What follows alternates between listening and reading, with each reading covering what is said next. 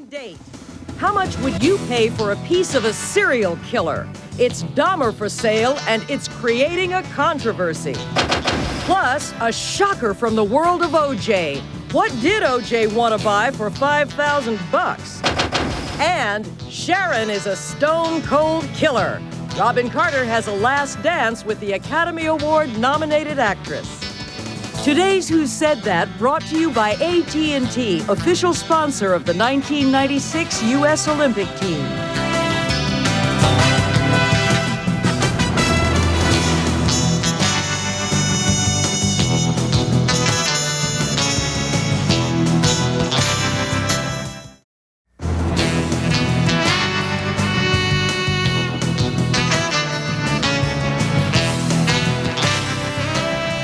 Well, get ready for the auction that will bear no resemblance to the Jackie O show of last week. Today, it's the sale of serial killer Jeffrey Dahmer's deadly possessions that has some people scrambling and others screaming.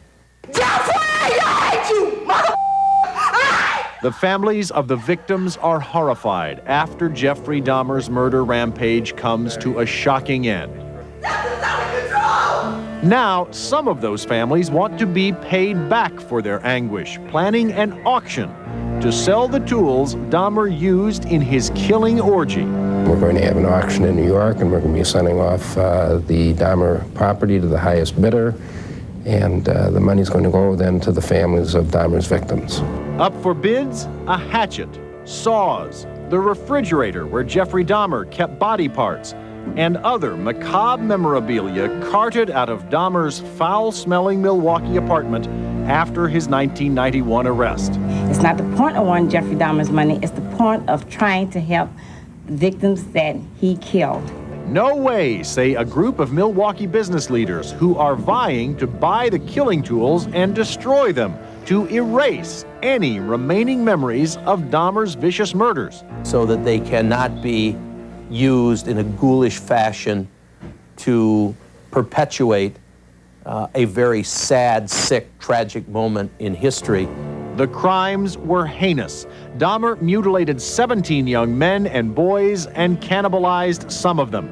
It was a 13-year killing spree that sent him to prison for life. But 2 years ago, another inmate beat Jeffrey Dahmer to death. Families and the entire city of Milwaukee left with scars. I'm just glad the monster's gone, and that's the bottom line. The asking price for the Dahmer collection, $1 million. The Milwaukee business leaders say they're thinking it over. As for the families, they just want whatever will give them the most money. It is also sad but true that the Dahmer case is the black side of our society. And the man who wants to help the families of Dahmer's victims make some money is with us now. Attorney Thomas Jacobson joins us live from Milwaukee. He represents 11 of the 17 victims' families. Mr. Jacobson, some would argue that you're just glorifying Dahmer and his grotesque crimes by auctioning off these belongings. Why not just destroy them?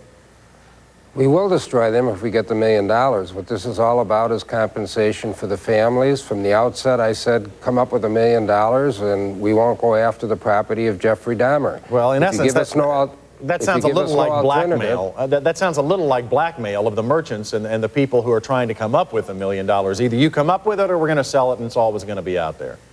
Well, what happened is I was approached by these business people a couple days ago and asked what it would take to call the auction off. We haven't blackmailed anybody. We've gone to court. We got judgments of $10 million in excess for our families. We then went ahead and had a supplemental examination face-to-face with Jeffrey Dahmer at the Columbia Correctional Institutions. We determined what assets he had available to satisfy the judgment. We went to court. We got a judge to order that this property be turned over to us for sale to get the most money we could for the families, and that's what we intend to do. The business people approached me. They asked me what it would take to buy this property. I told them $1 million. If they come up with $1 million, the property will be destroyed.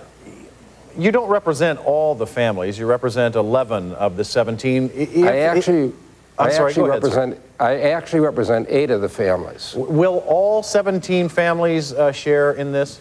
11 families filed claims in the estate of Jeffrey Dahmer, and those are the 11 families that will divide up whatever money is in the estate. I have to ask you this. What's in this for you? If you can tell me, what's your fee? How will you be paid?